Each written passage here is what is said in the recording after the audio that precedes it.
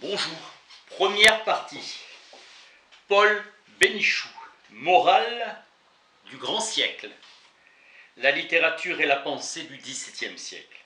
Une littérature sublime, du brillant et du romanesque, et une de la nature et de la vérité. Triomphe de la raison et de la nature. Dernier champ de bataille morale de la féodalité et du monde moderne.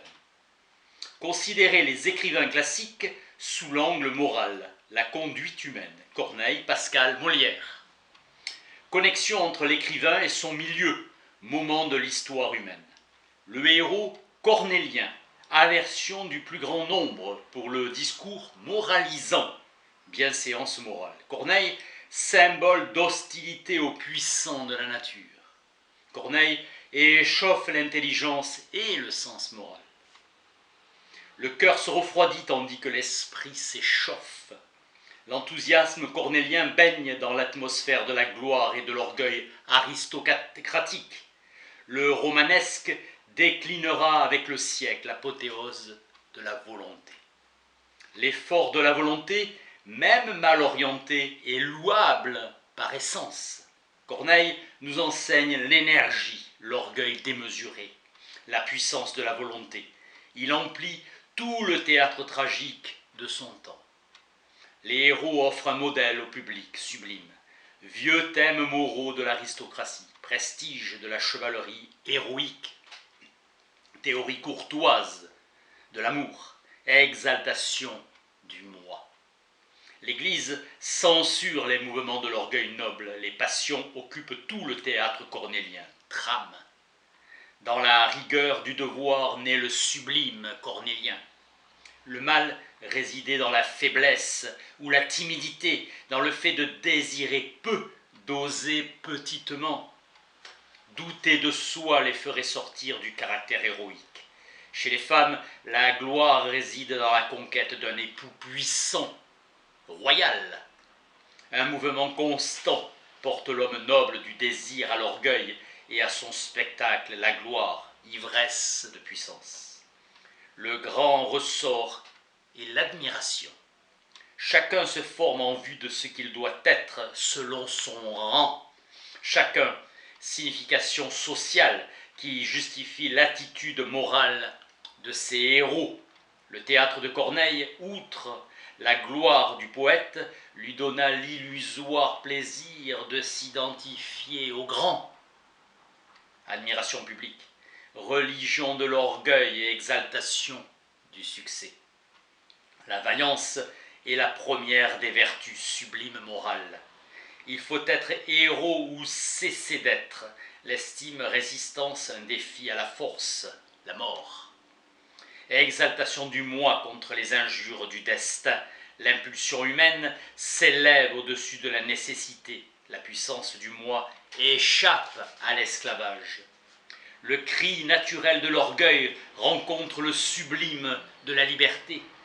La grande âme est justement celle en qui cette rencontre s'opère. La perfection morale est une harmonie du désir et de la liberté. La vertu consiste à aimer et à désirer tout ce dont le désir ou l'amour prouve et fortifie la liberté. La raison était non pas le principe de la contrainte, mais l'organe de la liberté. Le désir précède et anoblit tout. L'orgueil et le défi sont les ressorts du sublime cornélien. C'est le mépris du bien et du mal qui est sublime. Exercice abstrait de la pure volonté. La gloire ou la honte inspire plutôt que le bonheur ou le malheur. Mais l'orgueil doit être sage, prudence, à sa manière, pour ne pas se perdre. L'intempérance finit trop souvent dans le désastre et dans la honte. En se modérant, l'orgueil se libère. Le trône est un maître. La passion de la grandeur se mue en servitude. La démesure introduit le respect des droits d'autrui. Attitude héroïque. Défi à la force et modération dans l'usage de la force. Ceci est l'esprit du contrat féodal et la notion commune de la justice. Opposer l'orgueil à la force, défi héroïque de la victime, désintéressement magnanime du vainqueur, défi stoïque du vaincu. Il y a dans la générosité la même passion de l'emporter que dans la vengeance, mais elle est d'une qualité plus haute. La clémence est un calcul de gloire et non de politique. Compétition de grandeur d'âme, les tragédies de Corneille se terminent dans une apothéose générale où chaque gloire satisfaite se trouve ou trouve sa place, retrouve sa place.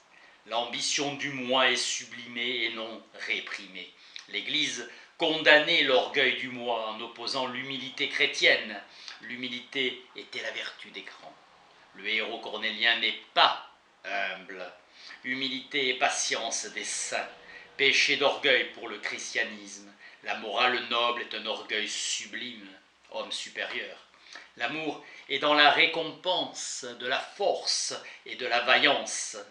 L'homme doit rechercher les grandeurs pour obtenir le consentement désiré. L'homme devient son serviteur, mieux son captif, adoration volontaire.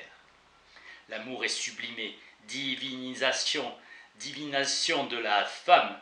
L'homme touche à une merveille. Conciliation du moi et du bien. Soumission parfaite des héros à leurs dames qui les rendent vertueux. La littérature précieuse. Grandeur d'âme et tendresse. Le sublime tourne à la galanterie.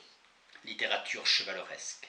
L'amour idéal est une tradition courtoise. L'amour s'abandonne à lui-même. L'amour conduit l'homme à la vertu, canalisation de la morale et de l'instinct. L'amour est au-dessus de toute règle. L'amour doit triompher, apologie de l'amour. D'autres héroïnes proclament sans cesse la dure souveraineté de leur devoir sur leur passion, concilier le cœur et le devoir. Fin de la première partie.